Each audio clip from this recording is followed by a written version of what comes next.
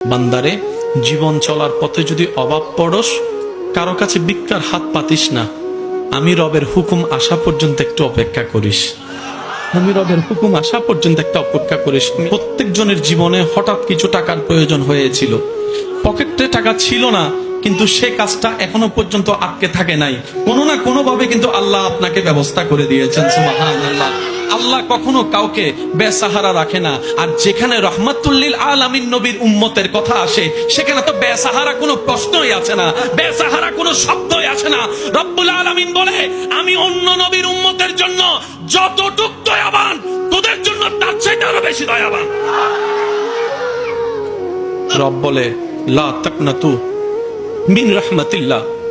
ও আমার বান্দারে, ওই অভাবে পড়লে এত বেশি নিরাশ হইস না, আমার হুকুমের অপেক্ষা করিস। অসুস্থ হলে এত বেশি ঘাবড়াই যাস না, আমি আল্লাহর নির্দেশের অপেক্ষা করিস। বান্দারে, যদি দুশ্মন বেড়ে যায়, আত্মীয়র ভিতরে দুশ্মনের সৃষ্টি হয়ে যায়, রক্তের মানুষও যদি তোর সাথে জুলুম করে, বেঈমানি করে, মন ছোট করিস না। তোদের জীবনের প্রতিটা ক্ষণে কিভাবে মোকাবেলা করবি সেটা প্র্যাকটিক্যাল শিখে নেওয়ার জন্যই আমি প্রত্যেকটা নবীকে এক একটা মুসিবত দিয়ে তোদের জন্য শিক্ষার ব্যবস্থা করে দিয়েছি। সুবহানাল্লাহ।